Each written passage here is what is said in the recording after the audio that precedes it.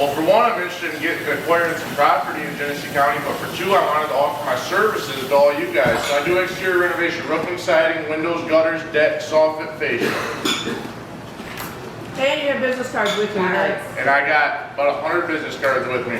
Are you going to start a job and leave? Absolutely not. If we pay you, will you actually do the job? Absolutely. Right. And I got hundreds of pictures. I got hundreds of pictures, dozens of references. Okay. Is it your cousin? What, my God? The reference? No. Okay, sure. I'm having some fun with you, but it's legit because you're dealing with a group of people here who are serious. And you're dealing with a group of people here who have, for the most part, they've had the experience of good contractors. And you got some folks here who can sniff out something fishy from a mile away. And so I know you are here. I think you were here at the right time to introduce yourself. But I also want to make sure we're setting you up for success. That as you make a commitment, man, make sure you fulfill that thing. So what's your phone number? My phone number is 810-316-8977. And like I said, I got about 100 business cards right over there on that table. I'd be happy to give anybody one that would want one. All right, Platinum Quality Construction. Platinum Quality Construction. Platinum Quality Construction. Aaron's got a question. Sir. Aaron's got a question for You you. didn't answer the question. Which question is that? Your question. How'd you hear about it? Yeah. Oh, Linda invited here, Linda McKay. Whoa! Linda. So, okay, good stuff. I'm about to talk to Linda how she found you. That's great. Good. All right, I saw a few more hands, first timer. And no, it's not an expectation that you come up with the microphone. But we are glad that you're here. In the, wow, 7? Sure, is that what that is? That's it. That's right. All right. What's your name? My name's Michael Rooker. Is what? My name's Michael Rooker. Michael Rooker? Yes. You got, well, welcome, Michael. How'd you find out about us? Well, Andrew over here, you can find me over. Who did? Andrew did. Good job, Andrew. That's what I'm talking about. Good stuff. Well, I hope that before you leave, we get you the information that you came here for. All right? Now, what I'm hoping is that there is a sheet of paper at everyone's table. If there's not, we'll make it happen. Because we are unapologetic that we would like for you to become an active member. And active is not only just stroking a check and becoming a member or going online and doing that. That's a good start and that's important. But being an active member by engaging and sharing resources and growing together. Now, picture. I was going to call it Seth. What's your name, sir? My name is Danny Alkowski. I own Premier Properties and Premier Property Management. Wonderful. How'd you find out about us, Danny? I've been a member for like over a year. This was just my first time coming out. All right. What inspired you to become a member?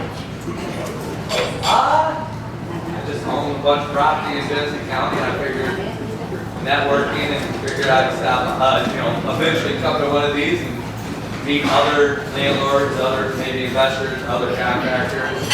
When I'm too busy, I can call on somebody else. That's great. I'm glad you're here. What's up? My phone number is 810-228-0478. I do have business card, but I don't have 100. I actually have a digital business card. So if you want my business card, I can just touch your phone and it'll have all my information, my website, my email, my phone number, everything that you guys need. Any way to get a hold of me, it'll be right there, and I just gotta touch your phone. You said Premier Property Management? Yeah, Premier Properties Management. I own that and Premier Properties. It's my corporation. Are you a vendor? What's that? Are you one of our vendors? No, I don't think so. We should make that happen. Good stuff. Glad you're here. Thank you. Absolutely. All right. Any one other person who would like to at least acknowledge you today? Yes, sir. The Miami hat and the Miami shirt. What's going on? My name is Dallas Rickman. I am a wholesaler. I work between Flint and Lansing. I'm also looking at properties in Owasso. That is where I'm from. So I'm just happy to meet everybody. I work a full-time job, but I'm doing this part-time in hopes to, eventually become a full-time real estate investor. So I look forward to learning and speaking with everybody here. Thank you. Wonderful. Thanks. Hello everyone, my name is Anya. I'm from New York and I'm an investor here in Flint. This is my first meeting that I was able to attend. That's in my schedule. I'm here trying to pick up properties. Thank you. We're glad that you were here. We're very glad that you're here. I will encourage everyone to think like Andrew and invite a friend next time. Good job. Invite somebody else that you know, because you know the pains of this business. And everybody glamorizes the joy of it. We watch this house show and everybody thinks it's that easy. You know it's not that easy. And some of the people that you know that are thinking about it, this is the best place that they can be. And so we want to encourage, if you're not a member, we welcome you to join and become a member. I do believe it's $197 to become a member, but on site, it's $147. So if you do that today, it's $147 to become a member of the GLA. And obviously for those of you that are already members, you know you get a greater discount for your renewal. So we just encourage you when that time comes, remember the value that you got here. What we want to definitely highlight before we bring Henry to the stage, two things. We want to get some more feedback as time evolves for the types of vendors and real problems, for which case we can bring vendors that have solutions for you to be able to meet.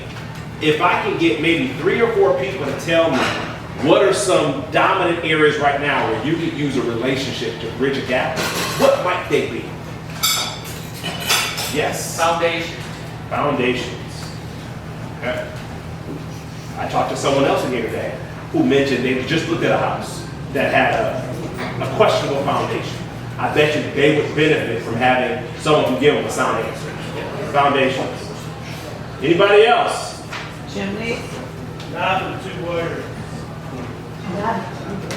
Knob and tube wiring, which is common in certain older houses throughout Flint. You said chimneys.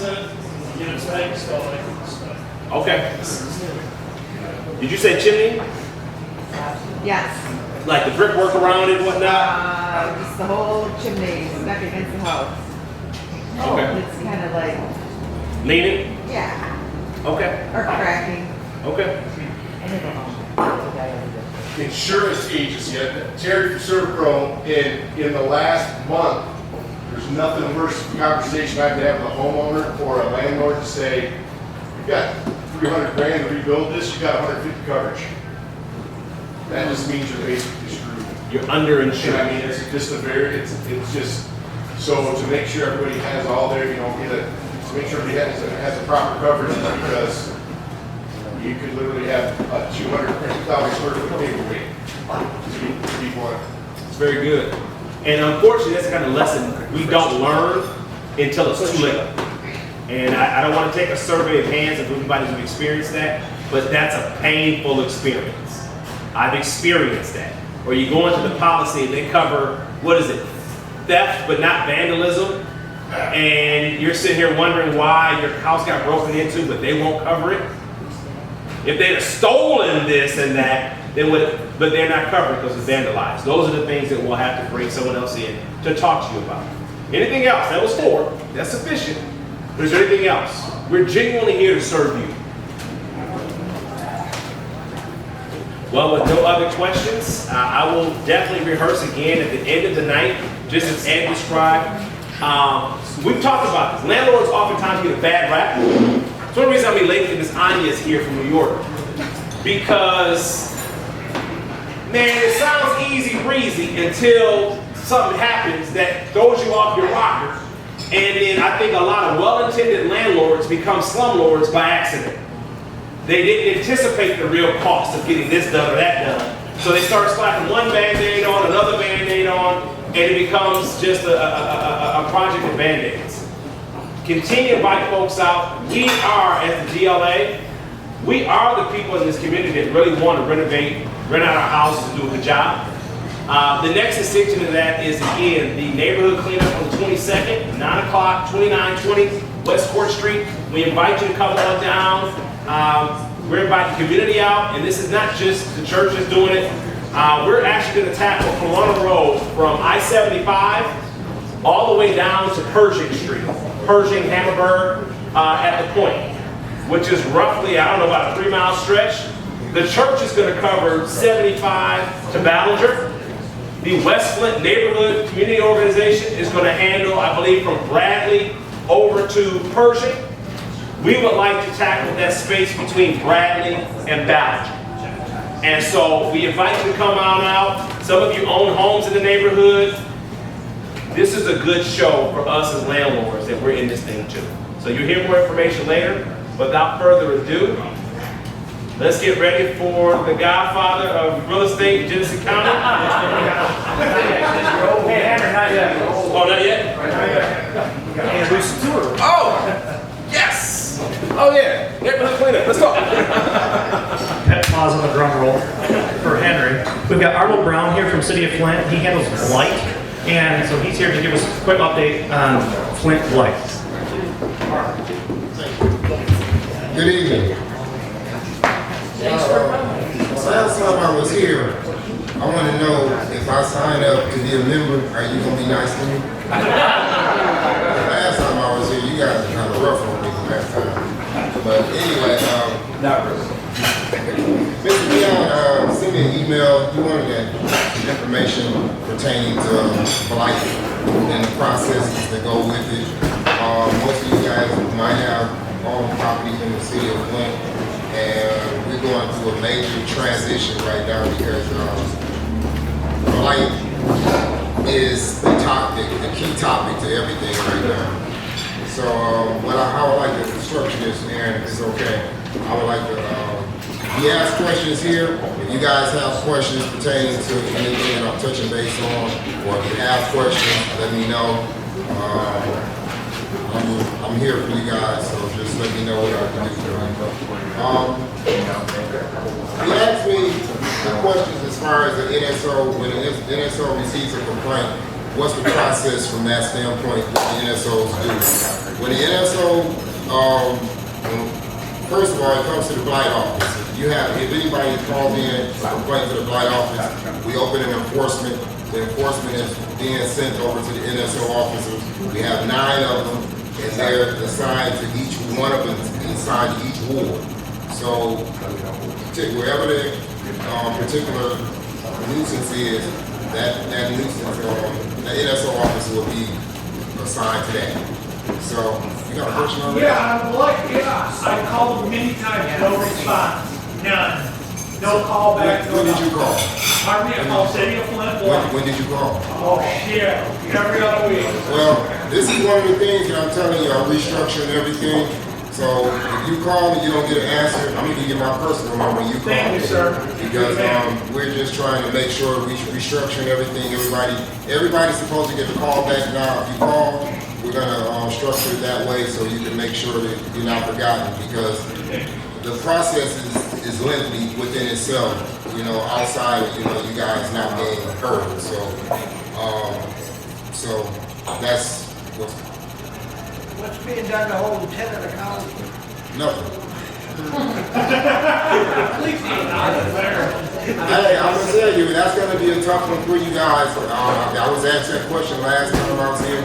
Mr. Dion is really an advocate for not taking ownership of something that the tenant has done.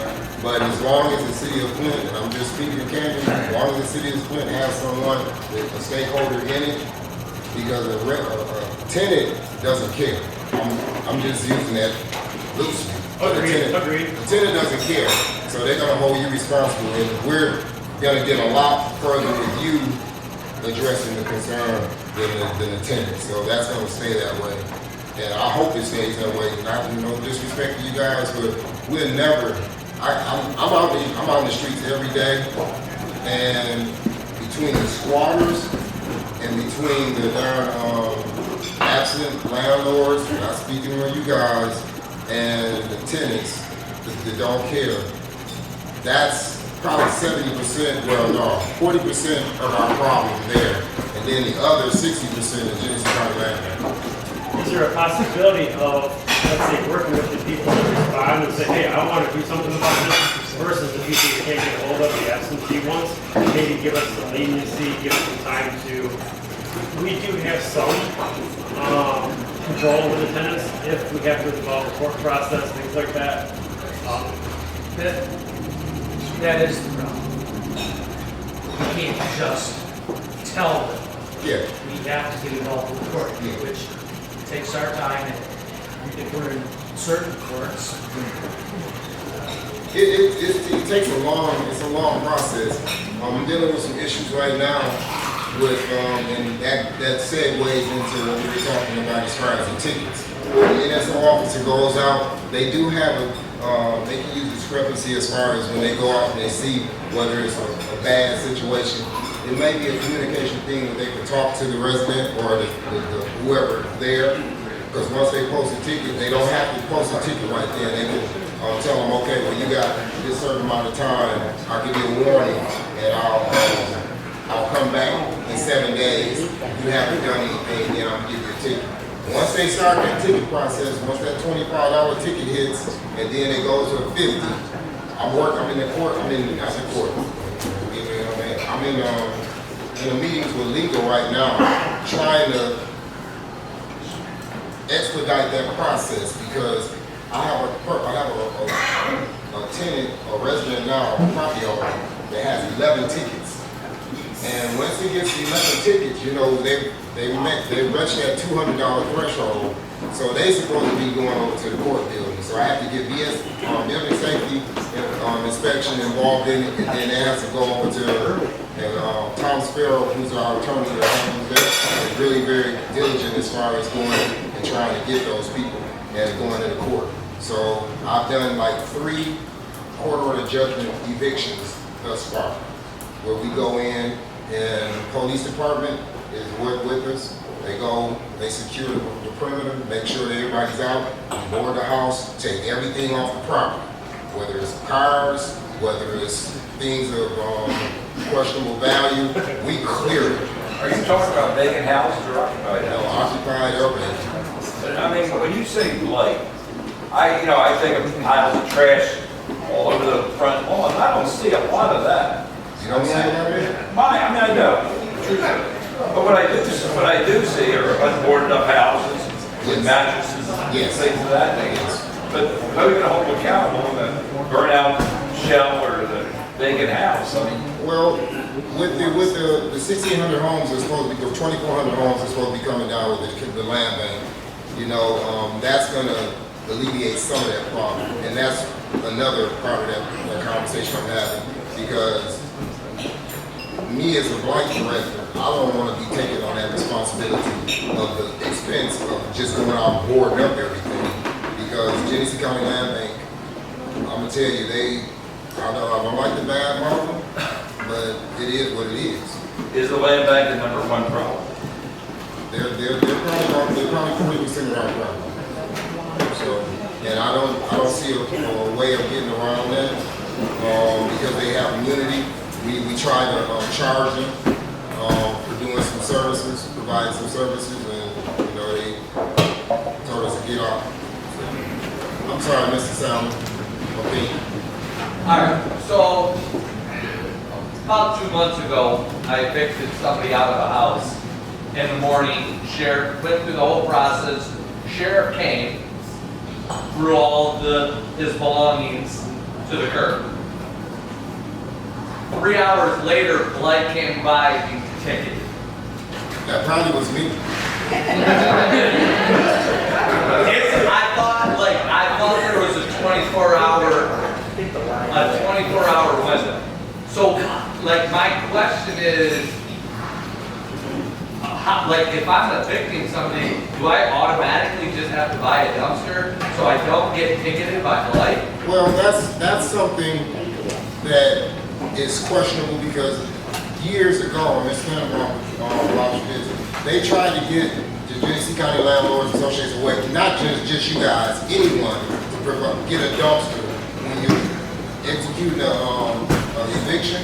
But you know, it got to be a gray area with the courts because you had to put it out there and you had to sit out there for a certain amount of time before you put it in the dumpster.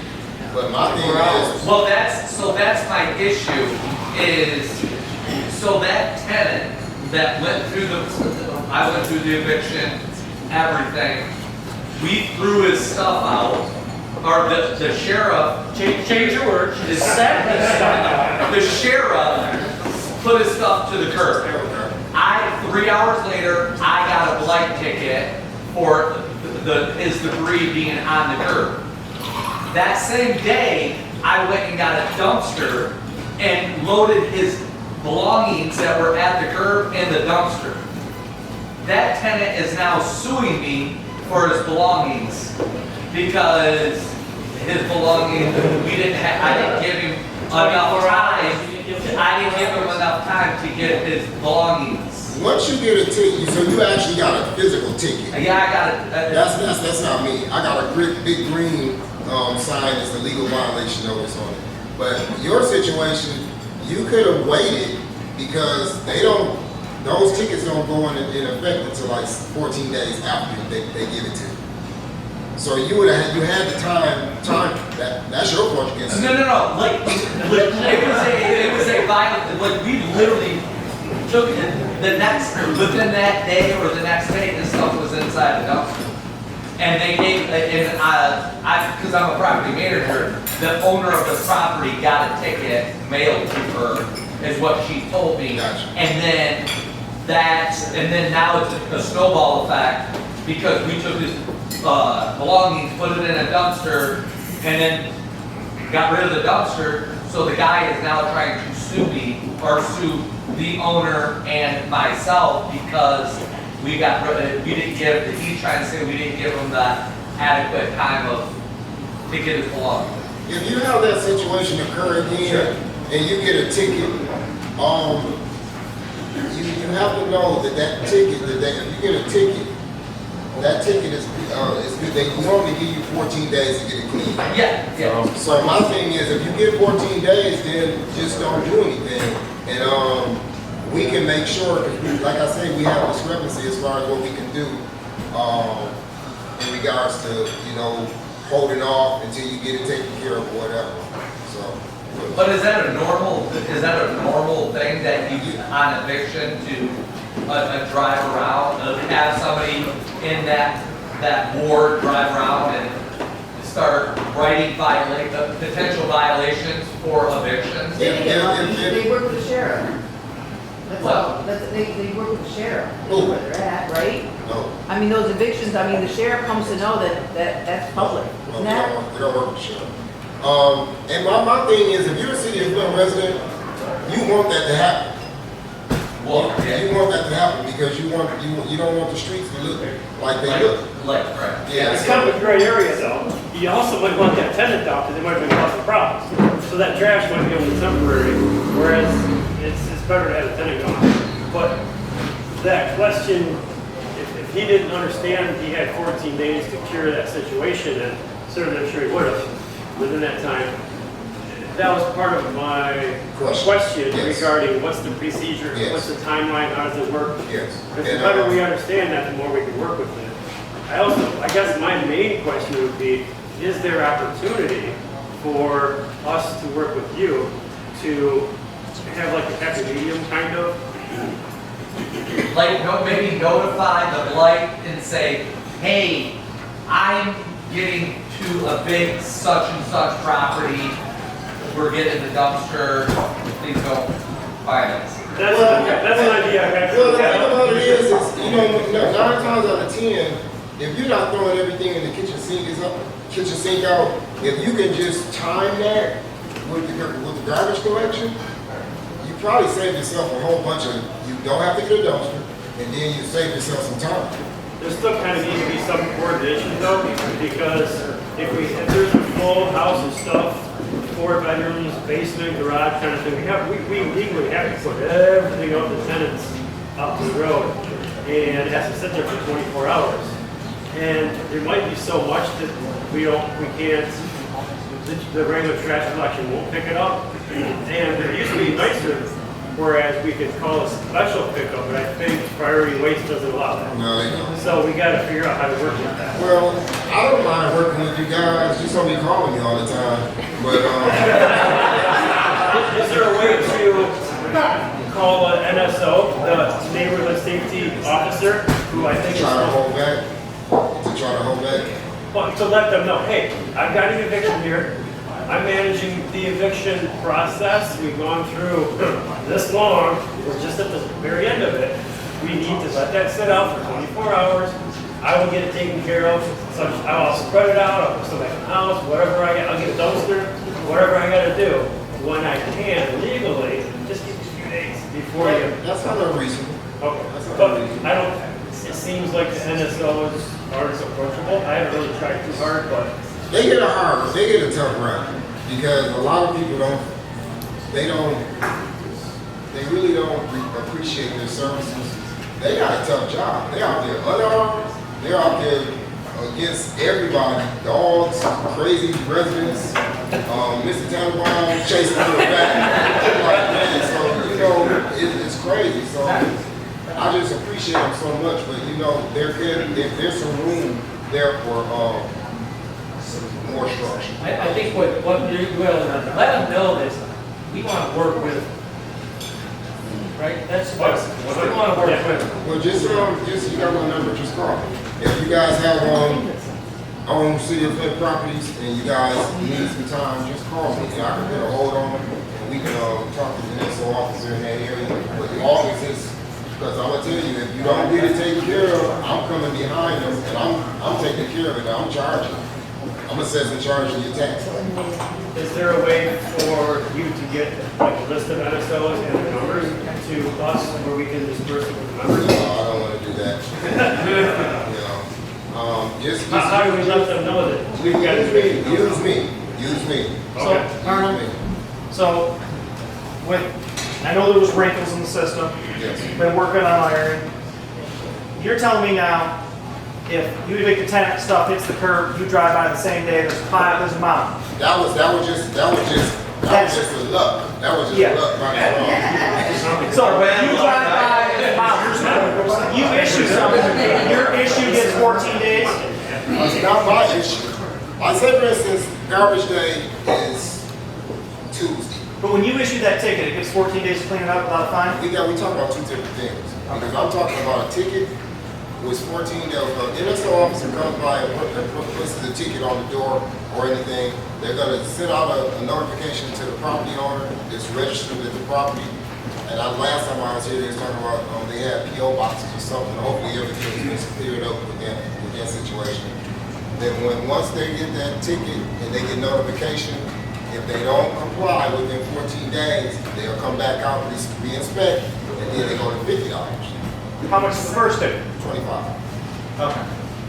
So when it goes from So there's no 25, warning ticket? 50, that is your warning. $25 is the warning? Yes, that is your warning. So it's gonna cost you somewhere or another. So, but I don't mind working with you guys. I just don't want to be inundated with a whole bunch of cars when you guys are trying to help yourselves. I'm not saying everybody, I'm just saying. All right. Can I go through everything? Because y'all messing with me, I can't even get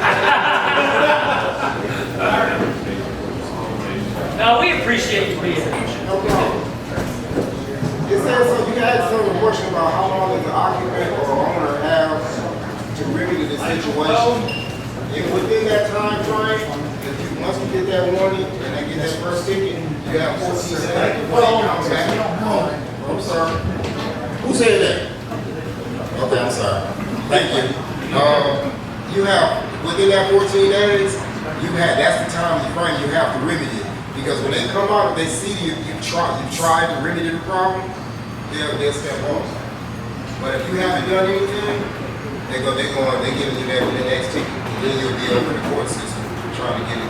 But you've already got the $25 warning, I guess they're calling. Yes. So that's the 14-day thing with the ticket. You said there was another scenario? Yes, there's another scenario, and that's when they get to like $200. You get to some of $200 worth of tickets, then building safety gets involved. They'll go condemn the house and check and make sure the water bills and got heat and all that stuff. You don't want that. You don't want Because I that. got a house right now I've been trying to sell that's condemned over blight tickets. They try to get it off. The house is beautiful. Needed paint, carpet, the kitchen. It's beautiful. But trying to get it off that, Yeah. Yeah, that's what condemn list, another. when the owner pulled no permits, that's fine. So don't get the $200. You asked the question, was land bank property cited, and I answered that earlier. No, they're not, because they have immunity. Something needs to change with that.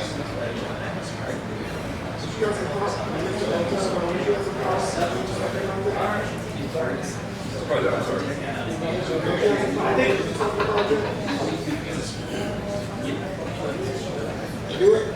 Yep, I think we're good. Anybody have any more questions?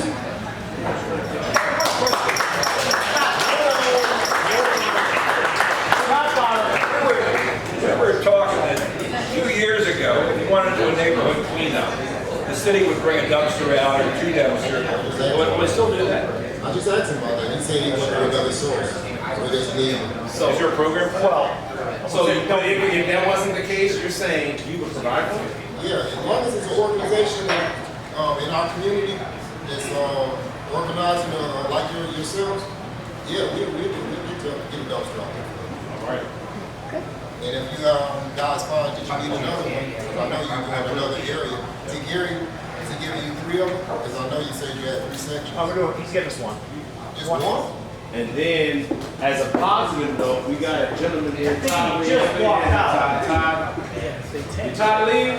Just right back. Oh, okay. We got a gentleman that was present here today, just now. So we got 2 things going on right now. 3, because Henry's got a question, but I didn't answer it. We got a gentleman that's sitting here and heard us doing a giveaway or doing a cleanup. Apparently he owns a dumpster company. And he's like, well, I'll donate a dumpster. And so this is the power of us coming together to collaborate and work on some things together. And what's also great is now this gentleman here says that the city can provide us a dumpster for cleanup as well. And so we can affect change in positive ways when we leverage our stuff together. And so thank you, Mr. And if anybody in here wants to organize, it doesn't have to be the board. Any member wants to organize a cleanup, like, hey, this neighborhood I own 4 houses in, it's a pile of crap. Out, either read the paragraph or a synopsis of what the paragraph said, and just go from there. But the problem I have with my eyes, it's a little difficult for me to read the contract. And so this may be a little skewed from where I'd like to be. But I was just going to talk about it a little bit. I know everybody's raised their hand before, whether they bought, sold, won, or lost with them.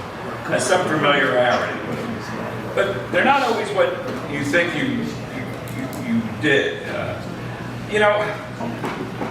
One of the things I always told my kids was, if you want to get rich, you cut out the middleman. And with land contracts, we cut out the banks. And if you think the banks don't get rich dealing in real estate, you're wrong. And you can take that middleman income and either put it in your pocket or the other half of the land contract's pocket. But somebody's going to make some money. The example was, you're going to invest in your hard-earned money at 1% interest at the bank for the last 10 years, or you're going to invest it at 10% in a land contract, secured by real estate. I've never really lost any money on a land contract.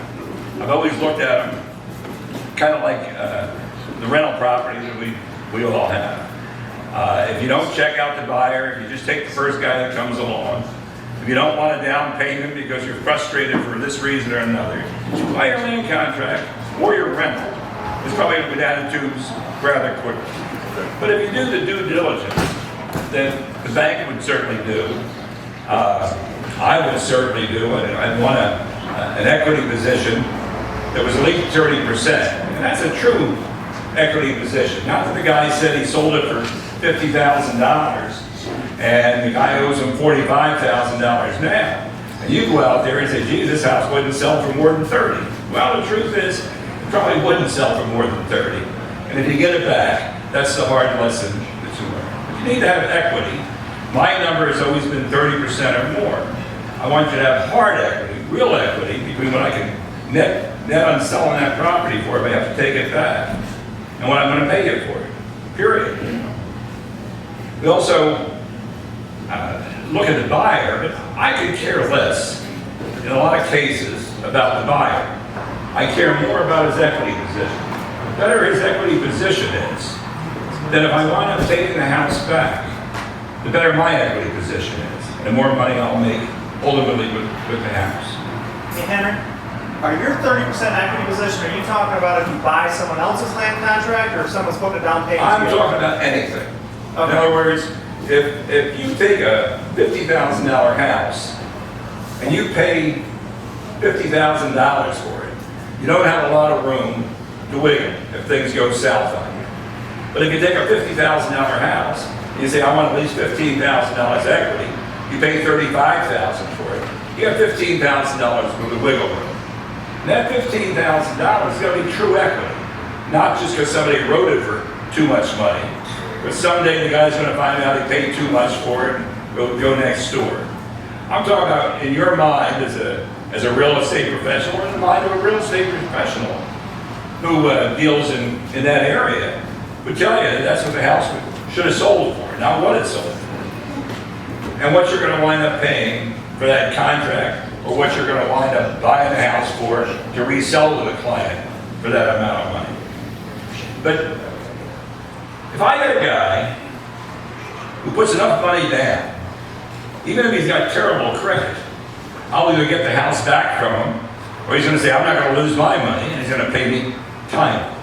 And I found it to work in 90% of the cases, not all cases. But what I'm telling you is equity is just as important in these deals as the credit rating of the buyer. Traditionally, land contracts have been used for property that either wouldn't meet code or wouldn't be financeable by a bank as it sits, or buyers who just can't qualify.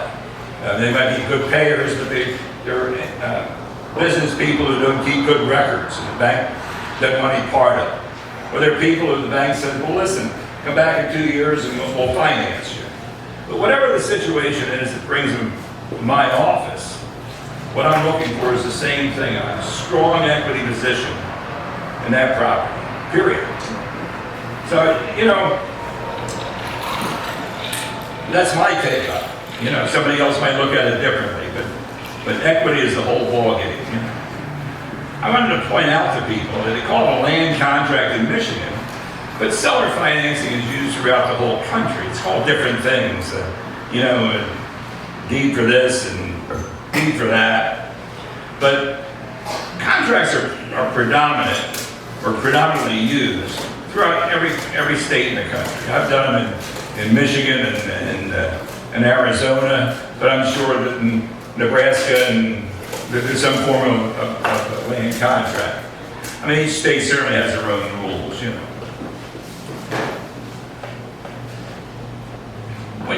When you buy a property on a land contract, you don't really have title. What you have is called equitable title. It's only one deed to a property, and you're going to get that deed eventually when you pay it off. But in the meantime, you've got the same rights of ownership that a deed holder would have, with few exceptions. One of those exceptions is you can't diminish the value of the property. So if you finance a land contract, a property on 10 acres, and there was 5 acres of hardwood, you couldn't cut down the hardwood without permission of the owner. Because again, it's equitable title, it's not the deed. The deed is fee simple, is what the word for that. The owner could give you permission to cut the woods down, but he doesn't have to give you permission. He might say, listen, if I get that property back, I'm going to sell that hardwood, or I see that as part of the value of the property, and I don't want it cut back. But you don't have the right to do everything that a deed holder does. There are some minor restrictions, I would call them. The other thing I was going to mention somewhere in here was by accident, I've done water affidavits on some land contracted properties. You usually think of a water affidavit with a rental house. But here's the same situation where the land contract purchaser, the purchaser, by the way, is the vendee in a land contract, and the seller is a vendor, and that's the title that's given to both those parties. You don't see it very much. You don't even see it in a land contract, but that's the legal what they legally call the seller, what they legally call the buyer.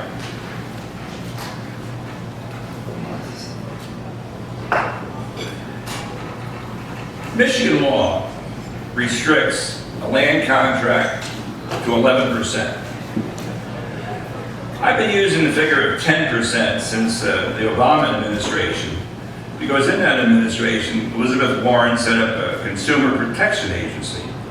And at the time, we were just in a tizzy because part of that federal legislation said you could only have one land contract a year. That was it. And we knew that that had to be wrong, but that was in the law. And fortunately, the next president after Obama modified those rules quite a bit. And so you don't hear any more about it. Now, I don't know if it still exists or not, but under the Consumer Protection Agency, at one point, you were only allowed one seller financing a year. About 20 years earlier, the state of Michigan had put together a land contract department, and they were issuing licenses. You had to apply for licenses. And if you wanted to be a seller of land contracts, you could do up to 15 a year. And I'll be honest with you, I haven't heard anything about that Department of the State in at least since Elizabeth Warren and her consumer protection. As far as I know, the federal government said you could only do one a year. The state government said you could do 15 a year. I do quite a few of them, not millions, quite a few of them. And I've always taken a position that I can sell anything that I own. And so I try and wiggle into the position where I own the property and then I sell it to you on a land contract. Usually, you'll come to me and say, Henry, I need $50,000 to close the deal, and I'll make a deal with you. And then we'll go to the closing and I'll have to put the property in my name. And so I'll be the fee simple deed owner, and then I'll turn around and resell it to you on a land contract, which is where you get your financing from. The reason I do that is I just can't believe that there'd be any way that the government, any government, would try and prohibit me from selling property that I own myself. And that's why I do it that way. And I feel comfortable after years of doing it, where you can do more than one or more than 15 or not even have to count them. Because in most positions, I put myself in that seller's position, selling it to you on the actual contract, if I'm financing it for you. There is one exception to the 11% Michigan rule, or the 10% that I do. If you do a commercial land contract, you can exceed the 11% with what they call a business purpose affidavit. Now, there were times when people just tried to take advantage of that. They would call, John and Mary Smith, a corporation, to cheat them out of a couple of points of interest. But legitimate interest, and that doesn't mean just an office in the house interest, but where you can actually run an insurance office out of your house or something of that nature. If in negotiations with the seller tend to lead you into a 14 or 15% interest rate for whatever reason, you can do that in Michigan with what's called a business purpose affidavit. But I would caution you that one of the most severe penalties you could ever have is a usury penalty, because they wipe out all the interest from the day you did the deal. And so you don't want to do anything that even brings you close to a usurious, if that's the word, position. There's two ways to take a land contract back. There's what's called a foreclosure, which is a circuit court action, and generally speaking, after a 45-day period of time, if the tenant isn't, or the land contract purchaser or the vendee is in default, you can go into circuit court and do a foreclosure. Now, I don't know of anybody who would do that, because it's, number one, expensive, number two, time consuming. The way we normally take back land contracts when there's been a default made is we give them what's called a 15-day notice, similar to the 7-day notices we give to tenants. Little different form, same idea. If they don't, if they don't respond within the 15-day period of time to that 15-day notice, then you go to courts, district court this time, and not circuit court, and you file a summons complaint like we do on a rental. Judge hears it, and he'll give the tenant, or give the land contract vendee 90 days to pay you or vacate the property. If the tenant or the vendee owes you more than half of the amount, so if you had a $10,000 contract and still owes you $9,000, the judge will give him 90 days to vacate the property, pay you, and you get your property back. If he owes less than half, if he only owes you $1,000, then the judge could give him up to 180 days to move. Now, in a case where the property is vacant, the attorney can make the case that it's vacant with a little bit of proof, and the judge can actually give him immediate possession or possession in 10 days or whatever the judge kind of feels like doing. And I point that part of it out to you because it's not that hard to take a property back on a land contract. Now, yeah, the guy might pay you. The guy might pay the taxes or whatever the default was. But it's not that much different than a rental. And here, if you do the contract right, you get a healthy down payment. You get a guy who's fixing a furnace when it breaks. I mean, there are a lot of pluses to not owning the property or owning it as a vendor on a land contract. Just things to think about, you know.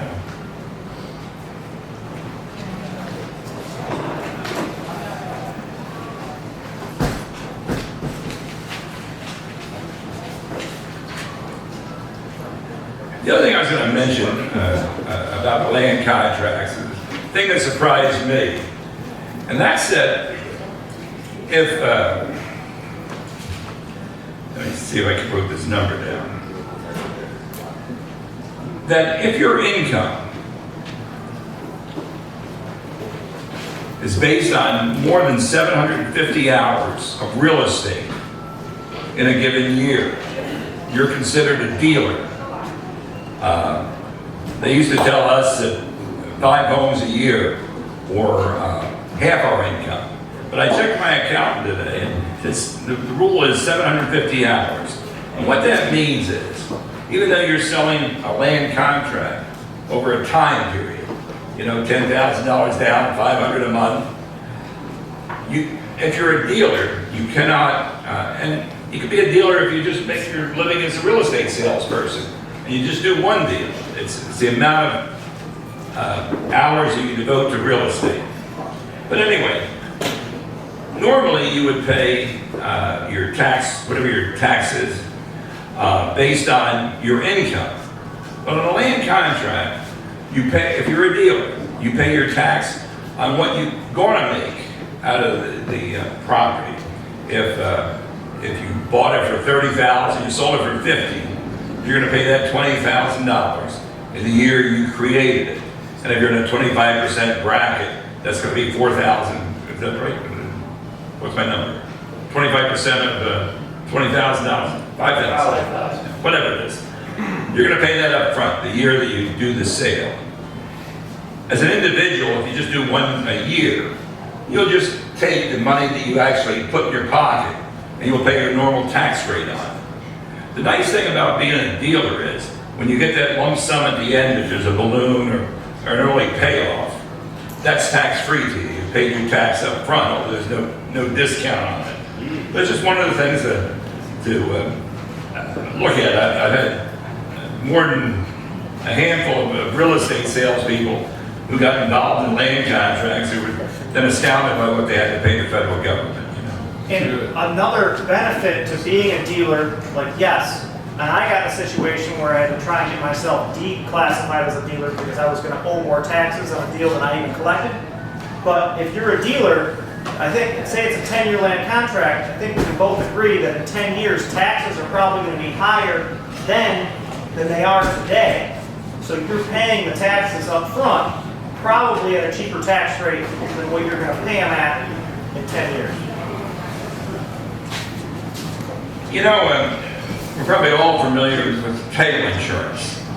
And title insurance is no different on a land contract with this exception.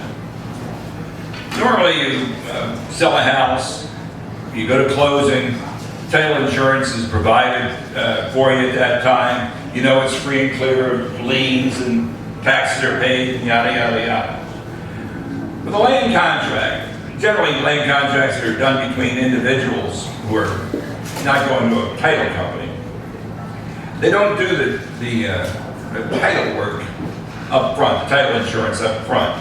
The contract says it just has to be done by the end of the contract, when the guy pays you off. And again, that hardly gets done because it's 5 years later, 6 years later, nobody really remembers. But the problem is, and we run into this problem, not just people like me that deal in contracts, but just real estate people in general. I had one a couple of years ago where the seller was in Texas and sold a property over on Esta Drive on a land contract through a broker up here. And the guy stopped paying him, and he hired a lawyer up here who started doing a 15-day notice and a forfeiture. The guy said, "No, don't worry about it." He said, "I'll come in and sign a quitclaim deed. I'm going to Florida." So the attorney took the quitclaim deed and they filed it at the Register of Deeds office. And they thought that was the end of it. And so the guy in Texas put the house back up for sale, and they found another buyer for it. Trouble is, they went to close the property. And apparently the first buyer who had signed the quitclaim deed back had been in a terrible accident, and there was a $200,000 personal lien against him, which attached to the property that was in his name at the Register of Deeds office. And just the fact that he got a quitclaim deed didn't alleviate him from the problem. Had he went to court, either with a forfeiture or a foreclosure, that would have cleaned the record where a title company would have reissued and gave marketable title again. Whenever we take a property back, we do a title search at least, because I want to know that when I get it back, I'm not going to wind up with a lot of clouds on my title. I don't want to wind up with a lien.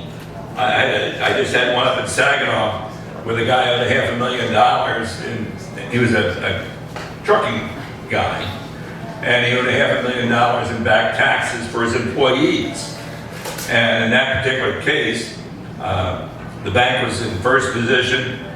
I had been in second position, and something happened. I wound up in third position, but because of that, the IRS lien for $500,000 took precedent over me. Of course, it wasn't worth my time. I wound up very fortunate, and I didn't lose any money in the deal.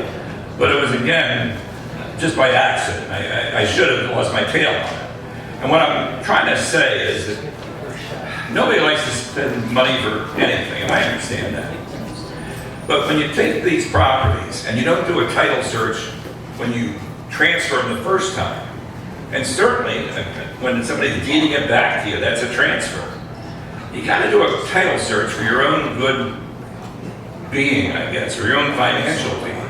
People who try and avoid title searches sometimes are just penny wise and pound foolish, or whatever they say.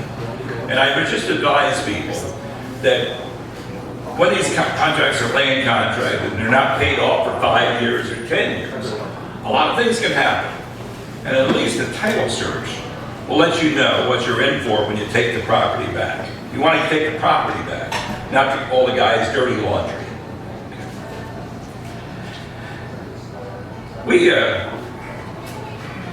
When you take something to the Register of Deeds office, the reason you do that is you pay $30, is you're trying to put the world on notice of who owns this house. Now, with a land contract, the deed holder is going to show up at the Register of Deeds office in a search. And the land contract, which has the price on it, and the individual's names and all, there's a resistance to recording that. To be honest with you, in modern society, it don't make a difference because, you know, you've got to file within 45 days a transfer affidavit to the municipal assessor. And he's going to know all that information that in the old days they tried to hide before the transfer affidavits were in effect. But in lieu of a land contract with all the information, you should file a minimum of a memorandum of land contract, which just merely states that a contract exists between this vendor and this vendee on this property. So that anybody who wanted to find out who owns the property, to lead the property, to cheat you, to do anything, would see that you're in the chain of title, that you're an owner, equitable title owner, but you're an owner. Without that land contract, or without that memorandum of land contract being recorded, costs you $30. You can be gypped, you can be cheated, you can lose your property, as you see the television commercials tell you about people who do things like that. The only thing that's going to show in that Register of Deeds office is the guy who sold it to you, the previous deed holder, or I guess the existing deed holder. It doesn't show that interest in that land contract. And well, you don't see a lot of them. Some of these land contracts go on for 20, 30 years. And by the time it gets ready to be signed over to the buyer, everybody's forgotten everything. They walk away, never thinking about a deed, you know, Ma and Pa Phillips sold to Ma and Pa Smith. No real estate involved in it. And so nobody ever does a deed. And so until that property finally resells and somebody puts it all together. And my only message is that you have to record something on a land contract. Now, the vendor or the seller, he could care less about it. His name is protected. It's the point when you're the buyer that it's very important that you record at least a minimum of the memorandum of land contract.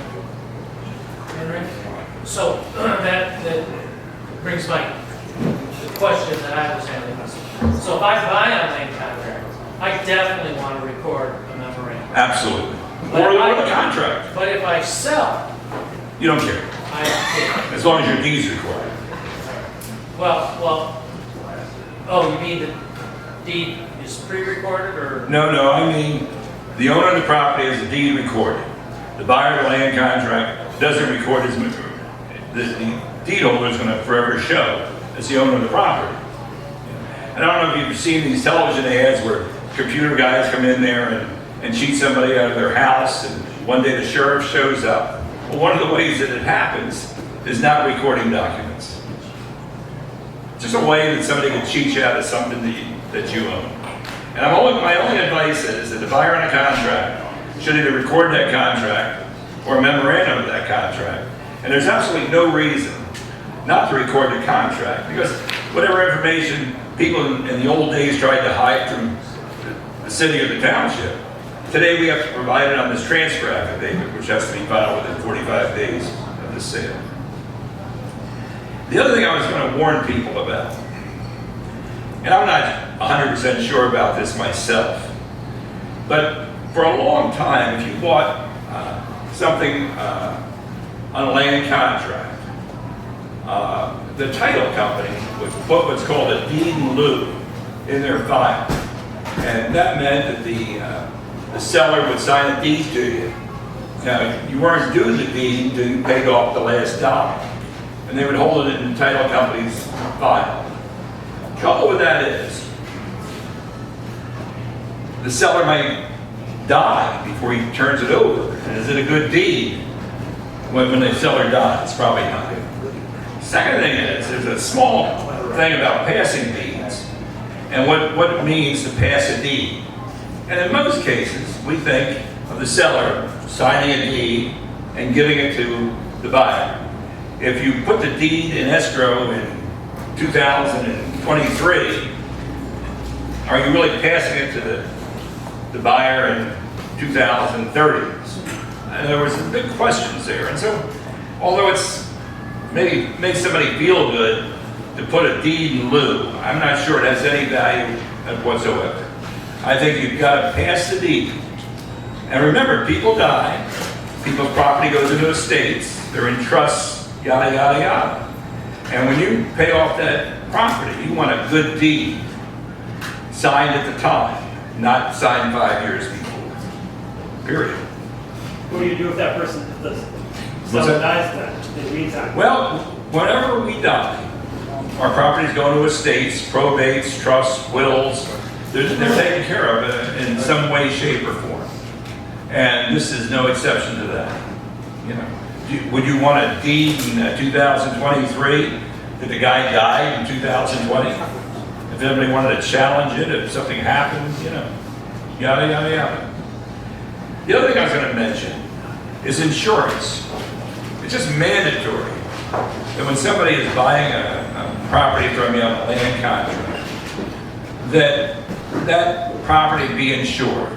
If the buyer, for some reason, doesn't insure it, you just have to jump right on that and get your own insurance policy. You have an insurable interest as a deed holder. You'd prefer for him to have it. And that insurance should cover both the buyer's end of it and the seller's end of it. If a property burned today and he still owed the deed holder $35,000, the insurance company will give the $35,000 and then to the purchaser. Insurance companies do a lot of due diligence and try not to miss anybody. But the easiest way for you to protect yourself is for you to be named as an additional insured on that insurance policy. And when you do name yourself as an additional insured on that policy, then the insurance company will notify you if the premium's not paid, if the policy's canceled, things that you should know. It's a business investment, in most cases worth tens or hundreds of thousands of dollars. You just don't want a fire to wipe you out when you've planned everything else so well. The way you cover that type of catastrophe is with insurance. Do you add it on the end? And what on the end? If you're paying, if they don't have insurance, they cancel, you get your own, do you add that insurance to the end? Good point. What we do with land contracts is, and I'm not sure where it comes from, but it's illegal, semi-illegal, whatever it is, for you to set up an escrow account for taxes and insurance for the buyer within Michigan. And so what the contract says is that if I'm forced to pay the taxes, or by contract I pay the taxes, or if I'm forced to pay your insurance, or by contract I have to pay your insurance, that amount I pay, when I pay it, is added to whatever your land contract balance is at that time. So if you owed me $20,000 and I paid $1,000 worth of taxes or insurance, at the end of that day you would owe me $21,000. And then your principal payment, if it's set up in the contract, might have an extra $100 a month, $1,200 a year to cover that cost. And I would amortize that entire extra $100, bringing the balance back down to what it should have been before the taxes. It's much different than a mortgage escrow account. It's probably much cleaner for the average person. You pay a tax, you add it, payment comes in, you do a regular amortization of it. But that's how taxes and insurance are amortized. Now, what Ed was talking about, if the buyer didn't provide me insurance and I went out and insured his property, and yes, I would add that onto the balance the day I paid it, period. And then if he wasn't set up for it, I would either bill him separately for that. So, if you added it to the balance, did you re-amortize this payment?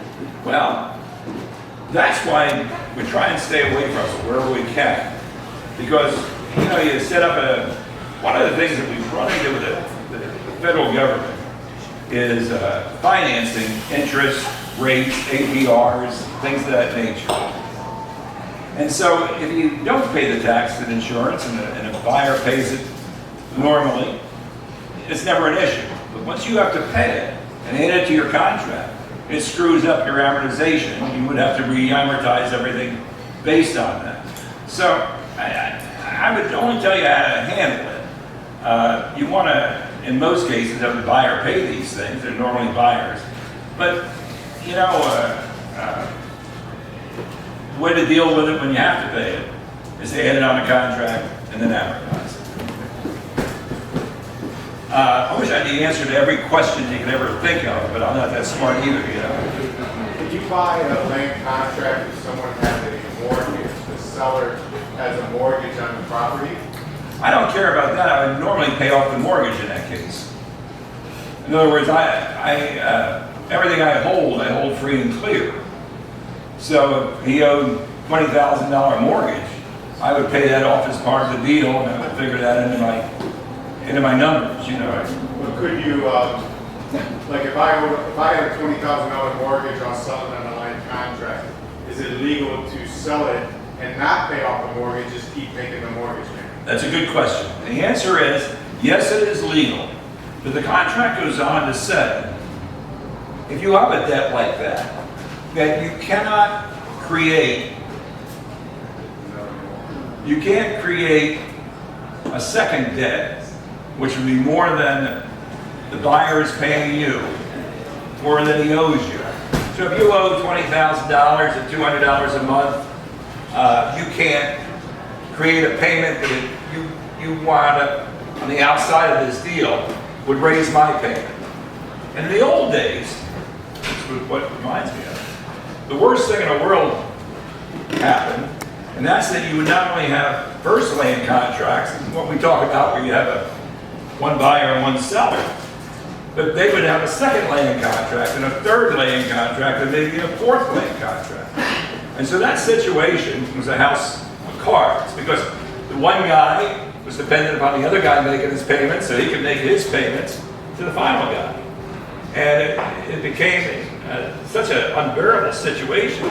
People, honest people who did nothing wrong would wind up losing their house.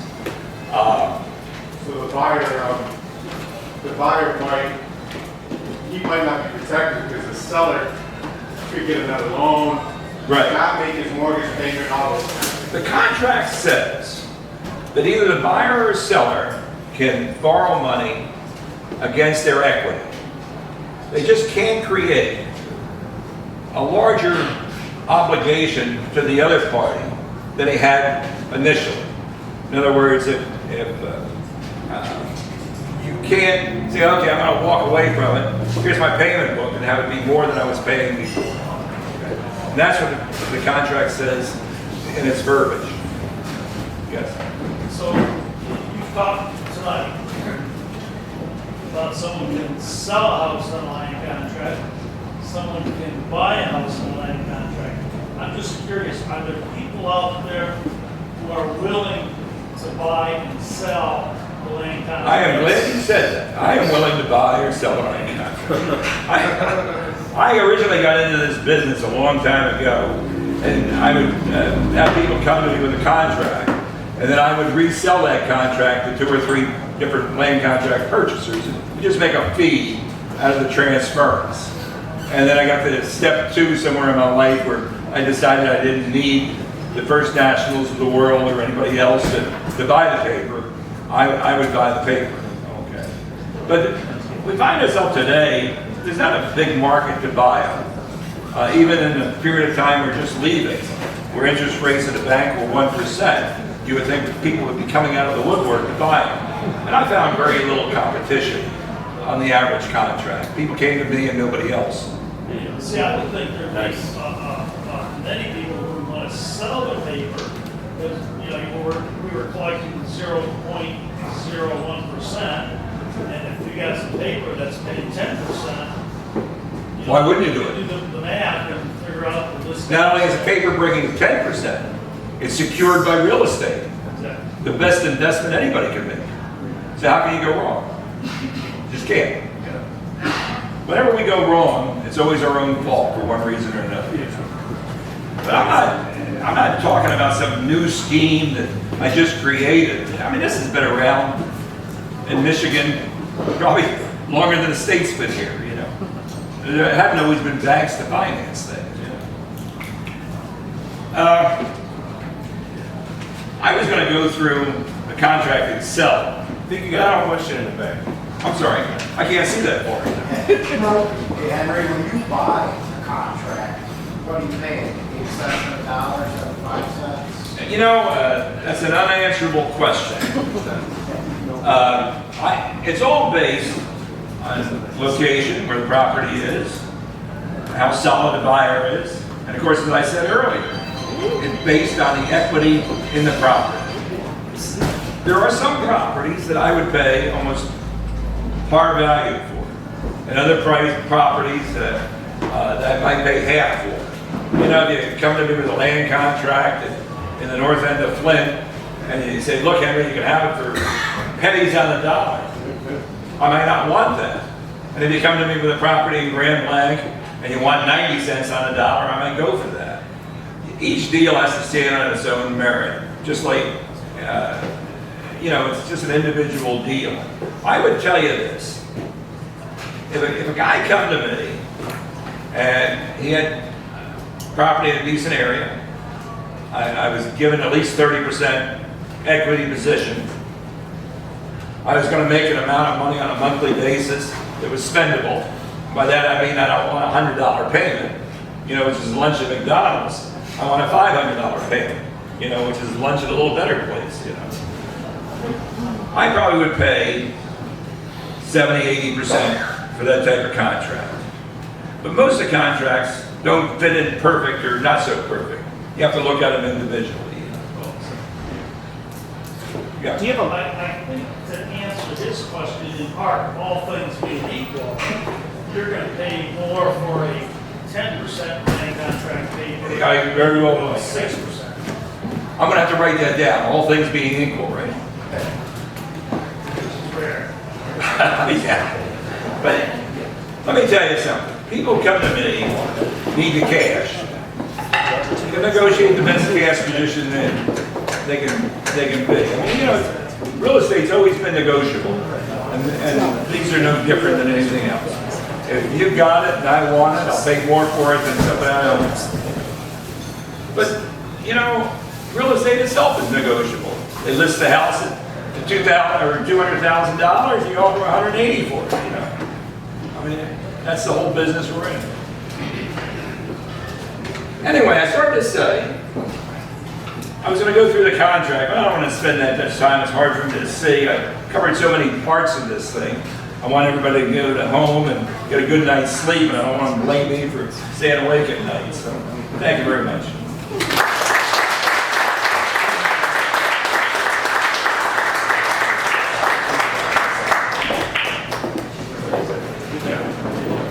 And Henry, thank you.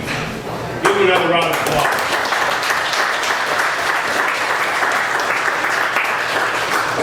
I'll just say this much. You may have gotten 1 or 2 nuggets or 15 out of what he just shared.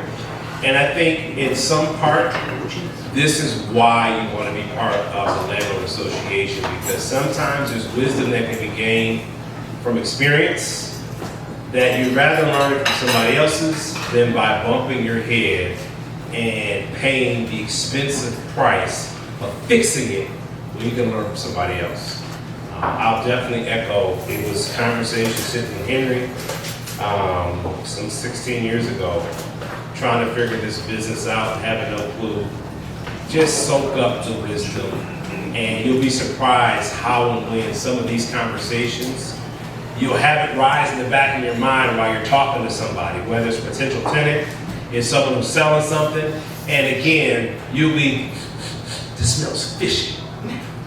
This sounds like a situation I heard Henry tell me about, or Terry tell me about, or Aaron tell me about. And so definitely take this. I think the one great thing that you can extract from this, there are so many ways to make money in real estate. And I think you heard Henry say so unequivocally, done right, man, you can win in real estate and not lose, but you better use some wisdom. The last thing I'm going to say at this stage is be mindful. I think some of you here are looking for some brand new fancy ways to make money and get rich. There's a book read probably about 16 years ago. It's called The Automatic Millionaire Homeowner. And it talks about this almost obnoxiously slow process of becoming a millionaire. To me, at 26 at that time, it seemed like that'll take forever. But here we are 16, 17 years later, it's like, oh, that time will go by.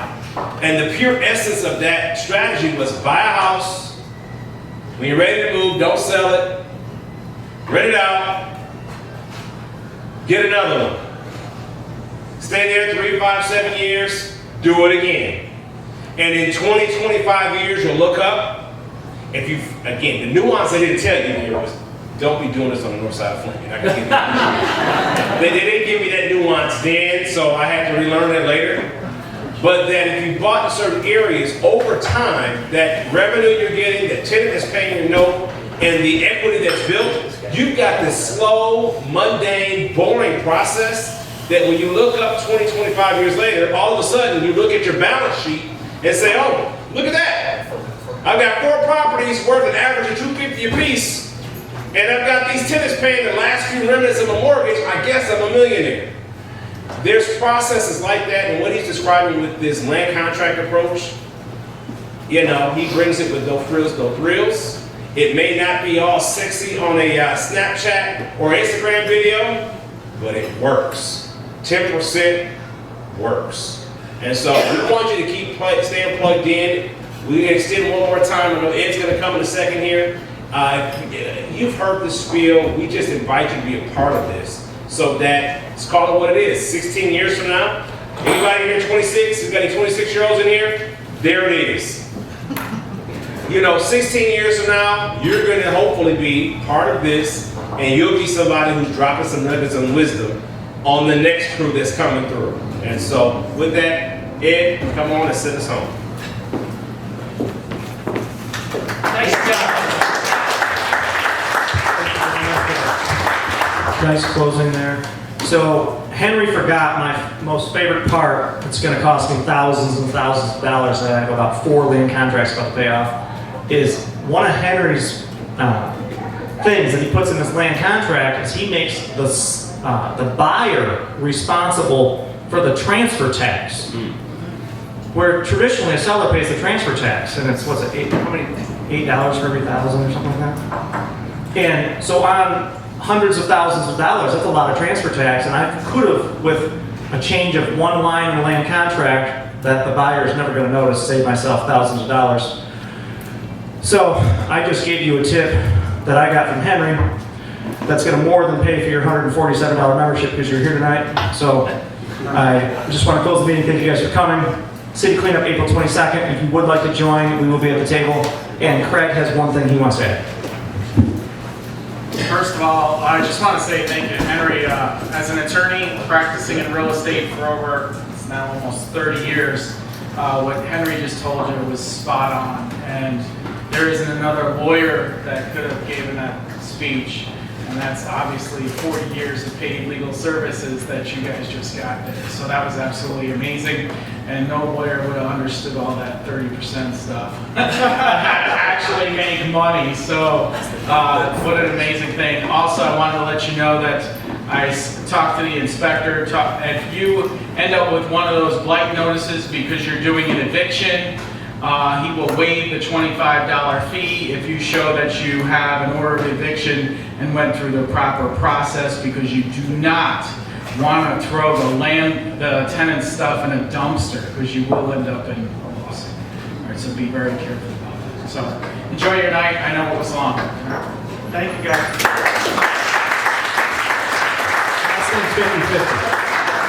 There is no 50-50. There's no 50-50. Thank you.